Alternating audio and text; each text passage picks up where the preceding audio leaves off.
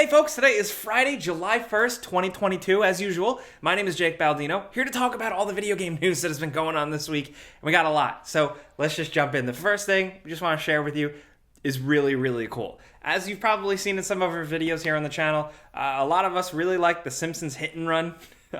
This fan creation kind of remake is absolutely incredible. So this is by Ruben Ward, or Rubes on YouTube, and he built this incredible recreation, revamp, remake of The Simpsons Hit and Run, where now it is fully open world. All the maps are kind of completely connected, improved cars, insane visuals. This thing is just stunning. If you want to check out the whole thing, of course, it's linked in the description down below, but this is made in Unreal Engine 5. He also used Blender, and wow. While he said this is just a fun project and it's never going to be available for download, like, it's really impressive, man. He made a game from 2003, I think?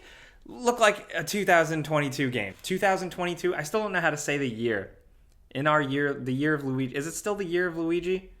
It's always the year of Luigi. It's got crazy foliage, lighting. It's got like multiplayer stuff. It's insane. You may have already seen this. This already racked up like millions of views, but we just wanted to share because it's what we try to highlight on this Friday show sometimes. I always say it, like, when people love games and they have some talent or some smarts, the sky is the limit. In other news, in terms of rumors, the hottest rumor on the street this week is a new Marvel game, apparently in the works with EA. Now, this comes from two separate, different rumor sources, so, take it all with a grain of salt. There's not really too much with it other than that Marvel is partnering up with EA specifically for a game. Now, if you've been following Marvel and how they've been handling games lately, they seem to more pursue a development studio and have them make a specific game like they are the right people for the right job. So here it's interesting that they're going with EA, who, EA just has a bunch of money and has done licensed stuff before in the past, like Star Wars, the good and bad. But one of the rumors does suggest it might be a fighting game, which is also interesting because, like, what studio at EA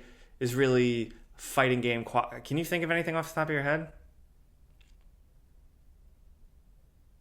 Yeah, so I don't know. Apparently this is also separate from that other rumor we saw floating around where it was like NetherRealm was working with Marvel on a fighting game. So these rumors are a little murky, but it did just get me thinking that, like, damn, I would like a new Marvel fighting game, but like a Marvel fighting game like with everybody. Don't just give me MCU characters. It's time once again for Wolverine to punch Captain America in the face. Now, in other news, speaking of EA, oh man. So I said on Twitter the response to this that I was going to chug a beer on the Friday show, but it's too early to do that, so I'm just going to chug a bunch of iced coffee.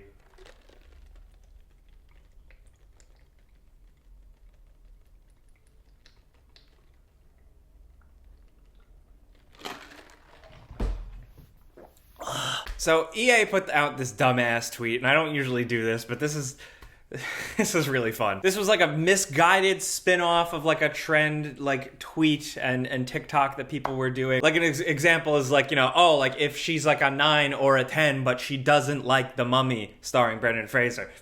Right? Like something like that. So EA's version of that, their brilliant dumb version is, and they put this on Twitter of all places, they're a 10, but they only like playing single player games.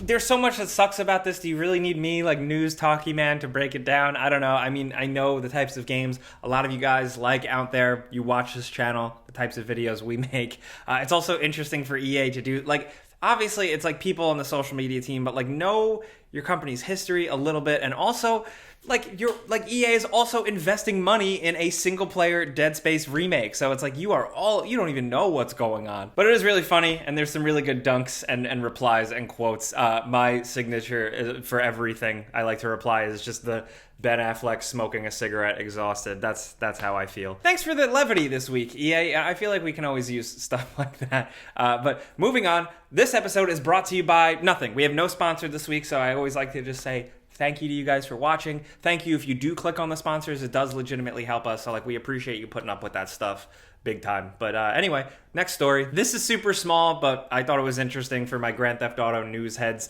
It's actually something I think worth chewing on.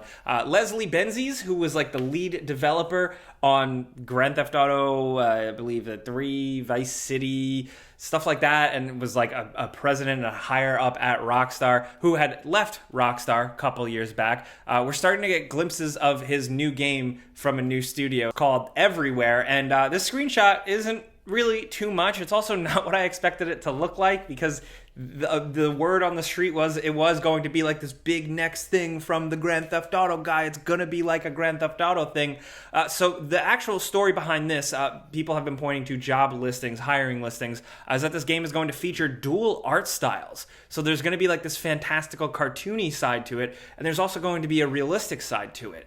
And that is intriguing. This screenshot is not much to go on. I'm going to be honest, I don't think it's that exciting. But the ramifications behind it are potentially pretty cool. It's probably going to be a while before we really see some stuff. It's already been a while, but I just thought that was interesting and worth sharing. So if you want to check it out, look at it, and there's a fan community already like diving into this stuff. All that will be linked in the description down below. Shifting gears over to some videos worth sharing. The first thing is a new update on Skate. Yes, EA is making a Skate 4, and while we did just dunk on EA before, I'm actually really impressed by what the studio individually did here for this. So they've been working on it for a while, and unfortunately, they're still working on it. They still have a ways to go, but they were pretty upfront with that with the community. The trailer, the title, everything is like, hey, we're still working on it. It doesn't look great, but here it is. And just like the prototype stuff they have in the works here is very cool and very exciting. As somebody who loves skateboarding games of all kinds, from the old X Games ones to obviously Tony Hawk to Skater XL, I try them all. We need Skate, so I'm happy that they're doing this. I think it's also great that they're transparent and upfront with the community. And even with that, you still see people that'll comment and be like, this looks like shit, where it's like they are acknowledging that it doesn't look good. So, I don't know. It hurts that we're going to have to wait a while, but I appreciate an update. They announced it way too early, but this is good. That's me, though, man. I don't know. What do you think? Also, 2 shout-outs that I wanted to link real quick. Releasing this week, that just released, is Cuphead, the Delicious Last Course DLC. It's like a small expansion. It's like $8. Gives you a bunch of new bosses for Cuphead. People have been waiting for it for a while, and I did the before you buy for it, and I think it is definitely worth the wait. They know how to animate. They know how to make incredible characters and weird bosses and stuff, so check out the video. Also, I'm on a new podcast with Skill Up, who some of you may watch, The Completionist and Lucy James. It's called the Friends Per Second Podcast, the FPS podcast. Our second episode just dropped, so that'll also be linked in the description down below if you're looking to listen to people talk about video games for 2 hours. Also, we got to look at PlayStation monitors, not specifically PlayStation. The rumors suggested that we were going to get like PlayStation branded monitors and new accessories, but we got kind of half of that. This is technically called Sony INZONE, and they're 2 models of high-quality monitors with all the features you would want, and they're apparently going to also just work nicely with the PS5, and the settings will optimize specifically for colors, HDR, stuff like that. Design-wise, it's interesting, though, because although it is not PlayStation branded, it kind of looks like PlayStation 5-esque, which is interesting. They also released a new suite of headsets, which I think can also be pretty interesting. Completely separate from PlayStation and all of that, I've always liked Sony's take on electronics. I still use their wireless earbuds today. I almost considered getting their OLED TV, so I'm curious to see how this stuff actually pans out and how the gamers embrace it. Also, 2 brief updates. The Overwatch 2 beta did drop. If you're nasty, if you're looking to jump into something, that is available, and it's going to be available, I believe, until like the middle of July. Also, Halo Infinite announced that the co-op beta is starting July 11th. The campaign desperately at launch needed co-op, if you ask me, and it was a shame that we didn't get it at launch, but if you're still itching to check that out and play that with a friend, you're going to be able to soon. And good news in the Steam Deck department, all my friends out there who are still waiting to get their pre-order, Valve has announced that they are ramping up production on these puppies, which is pretty cool. Maybe that means there's some success behind this. Obviously, people are like, I'm biased. I really like it as a device. But production has doubled, and also Q3 reservations are starting soon. Availability dates haven't changed yet, but like hopefully things are looking up. Things are looking up a little bit all around. We talked last week about RTX cards being more readily available now, so yeah. And also worth highlighting some brief Nintendo news. The first thing is another report suggesting that, yes, pretty soon we are going to see a Metroid Prime remaster, re-release type of thing. And that is incredibly exciting to you, boy. It's been a very long time. Curious to see if that definitely pans out. I would be very happy. But along with that, Nintendo did have a smaller Nintendo Direct focused specifically around third-party partners, and we got a lot of juicy stuff. We don't have time to talk about it all, but I'm going to break down some of the stuff that appealed to us. The first is a port of Nier Automata, so now you have no excuse to play one of the best games, straight up. You never played Nier? What? Also, we got to look at Return to Monkey Island, and it is debuting a new and very different art style. It's proved divisive. Some people have harassed the developers over it. I'd say relax. I also was a little taken aback by the art style, but they very clearly seem like they have a cool idea with it, and it's something they want to make, so I'm down. We also have Dragon Quest Treasures. We have Captain Velvet Meteor, the Jump Plus Dimensions, Portal Companion Collection, which is pretty significant, and Harvestella looks pretty cool. That caught my eye.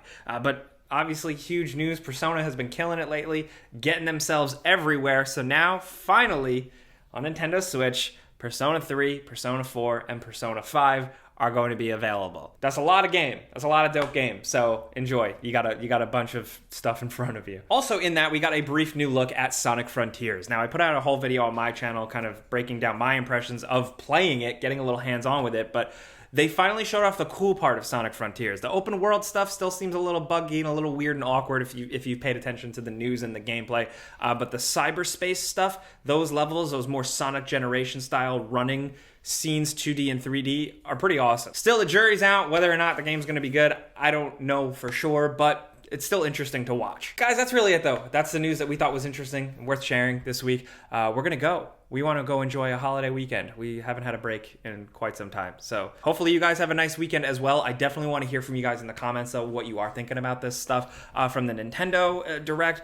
What were you most excited to see? Are you in the market? Are you interested in one of those Sony monitors or headsets? If you're jumping into the Overwatch 2 beta, I'd love to hear what you think about that. And of course, if you have a good joke about EA dunking on single player games, love to hear it. Comment sections are often ripe for comedy, so if you got something good, let it rip, dude. Really, let's talk anything gaming. Of course, like I always say, we will be down there as much as possible. Things get a little chaotic, though, so if you ever want to yell at me directly, Twitter and Instagram at Jake Baldino and my other YouTube channel as well. But that's it. Like I said, have a great weekend. Enjoy yourself. Be safe. Thank you very much for coming by here and watching. That's it. See you next time. Pizza's on me.